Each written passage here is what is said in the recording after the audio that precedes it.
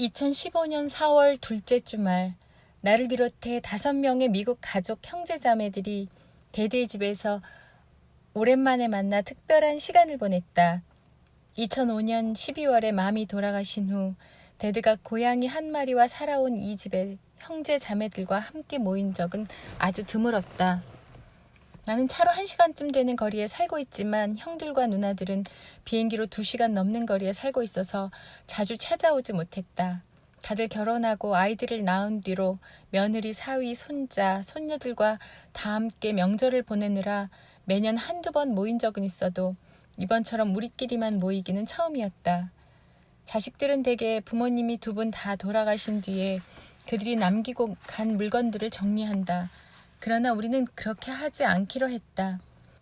50년 전에 2 부모님과 내 아이들이 이사왔던 이 집에 숨어 있을 것들을 지금부터 차근차근 시간이 날 때마다 찾아서 버릴 것들은 버리고 계속 갖고 있을 것들은 누가 갖고 있을지 정하기로 한 것이다.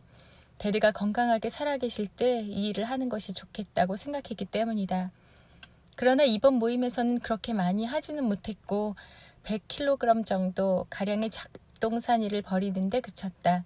의미 있는 물건이 발견되면 다 같이 앉아서 그것에 대한 기억을 나누며 웃느라 시간을 보내고 말았던 것이다. 맘과 데드가 인도에 갔을 때 테레사 수녀가 직접 사인해준 책을 찾지 못한 지 오래되었다. 그런데 이번에 옷장 깊숙이 간직되어 있던 그 책을 발견하고는 데드와 우리는 모두 기뻐했다. 데드는 테레사 수녀님을 만났을 때의 추억을 얘기하면서 테레사 수녀의 어린이집 벽에 쓰여 있다는 시 그래도 사랑하라를 읽어주었다. 어릴 적 저녁 식사 중에 근래 읽었던 좋은 글, 사전에 나온 어떤 단어의 뜻, 백과사전에 기록된 한 인물이나 사건에 대한 글 등을 종종 읽어주던 데드의 옛 모습을 다시 보는 듯했다.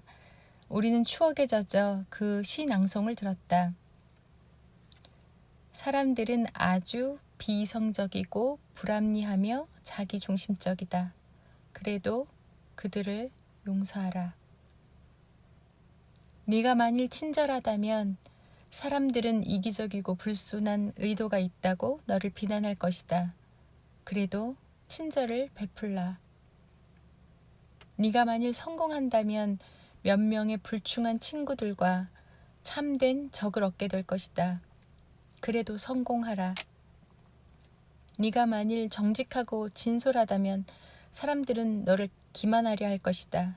그래도 정직하고 진솔하라. 네가 몇 년에 걸쳐 창조한 것을 누군가 하루아침에 무너뜨릴 수도 있다. 그래도 창조하라. 네가 만일 평온과 행복을 얻었다면 누군가는 질투할 것이다. 그래도 행복하라. 네가 오늘 한 선행을 사람들은 곧 잊을 것이다. 그래도 선행을 하라. 네가 가진 최고의 것을 세상에 베풀어도 충분치 않을 수 있다. 그래도 최고의 것을 베풀어라. 결국 이 모든 것은 너와 하나님 사이의 일이다. 너와 그들 사이의 일이 아니라. 형들이나 누나들은 모르겠지만 데드의 시 낭송을 들으면서 나는 이런 시가 문득 맘과 데드의 삶에 대한 시 같다는 생각이 들었다. 그들은 얼마나 많은 이들을 도우려고 노력했던가. 도움을 몇 년이나 받은 사람들 중에는 맘에게 그 은혜를 배신으로 되갚은 이들도 있었다. 그래도 그들은 하루하루 한 사람 한 사람에게 사랑과 친절 그리고 현실적인 도움으로 다가가는 삶을 바꾸지 않았다. 문득 마음이 보고 싶다는 생각에 눈시울이 뜨거워졌다. 우리의 추억여행은 계속됐다.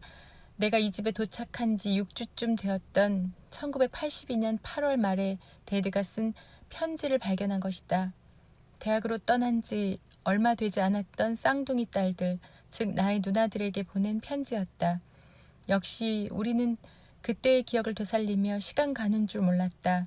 거의 10페이지에 이르는 이 손편지에는 집에 남은 맘과 데드 그리고 내가 며칠 사이에 했던 일들이 자세히 적혀 있었다. 직접적인 말로 표현하진 않았지만 멀리 떠나간 딸들을 그리워하는 데드의 절절한 마음이 가득 담겨 있었다. 비록 멀리 떨어져 있지만 마치 가까이에 살듯이 살면서 일어나는 일들을 함께 나누며 살겠다는 데디의 의지가 느껴지는 감동적인 편지였다. 테레사 수녀님의 책이나 시보다 내 마음을 더 움직인 것은 사실 데디의 편지였다. 언젠가 아내의 친할머니가 그녀에게 보내준 편지가 가득 담긴 상자를 본 적이 있다. 17살 때 이민을 가버린 손녀에게 할머니가 종종 보내준 편지들이었다. 아내는 가끔 근주 보아라로 시작되는 이 많은 편지들을 멀리 있는 손녀를 그리워하는 할머니의 마음으로 가득한 이 편지들을 꺼내 읽곤 한다.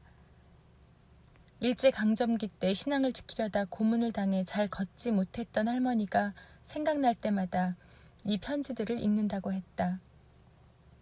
나도 유학을 온 뒤 얼마간은 부모님께 편지를 쓰곤 했다. 그때까지 점자를 배우지 않았던 엄마는 내 편지를 읽으려고 점자를 배웠다. 심지어 점자로 나에게 편지까지 쓰려고 노력했다. 마음껏 편지를 쓸 만큼의 실력이 되지 않는다는 것을 깨달은 엄마는 다른 이들에게 대피를 부탁하기도 했고 또 녹음 테이프에 목소리를 담아 보내기도 했다. 이런 긴 편지들에 대해서 떠올리다 보니 문자 메시지, 카톡, 페이스북, 트위터 등으로 자주, 너무나 자주, 그러나 짧게만 하는 이 시대에 사는 우리가 불쌍하다는 생각에 이르렀다. 마음에 있는 것을 나누려면 긴 편지가 필요한 법인데 요즘은 이런 편지를 쓰는 경우가 드문 듯했다. 혹시 짧은 글만을 교환하면서도 서로에 대해서 잘 안다고 생각하는 것은 아닌가? 만일 그렇다면 우리가 자주 주고받는 140자 이내의 메시지 때문에 여유로운 시간을 갖고 대화하는 것마저 기억 속으로 사라져가고 있지는 않은지 우려스럽다. 그리고 식사를 같이 하더라도 텔레비전을 틀어놓거나 스마트폰을 옆에 놓고 식탁에 같이 앉는 가족들이 많아진 것 같아서 안타깝다. 그럴수록 서로를 정말로 아는데 꼭 필요한 대화, 즉 마음을 나눌 기회는 줄어들 수밖에 없으니까. 영어 속담 중에는 이런 말이 있다. 그림 하나 보는 것이 1000단어의 글을 읽는 것과 같다. 그림이나 사진이 말해주는 것이 결코 단순하지 않다는 의미의 속담이다. 그러나 나는 이렇게 말하고 싶다. 서로를 정말로 보려면 적어도 1000단어가 필요하다. 이것이 대화가 됐든 큰 편지를 통한 것이든 상관은 없을 것이다. 점점 심해져만 가는 경쟁으로 하루하루가 바빠지고 있지만 가끔은 부부끼리 아이들과 또 형제 부모님들과 함께 보낼 시간을 만들어 보는 건 어떨까? 차나 코코아를 마시면서 대화를 나눠도 좋고 가족끼리 산책을 해도 좋고 얼마 만에 한 번씩 하는 가족 등산이나 소풍을 떠나도 좋고 매달 각 식구가 원하는 영화를 보고 나서 대화를 하는 것도 좋다. 그러다 보면 진정으로 서로를 대하는 방법을 익힐 수 있지 않을까. 언제 돌아가실지 모르는 데드와 시간을 보내기 위해 우리 형제 자매들이 함께 모여 짐을 정리하던 그 주말처럼 말이다.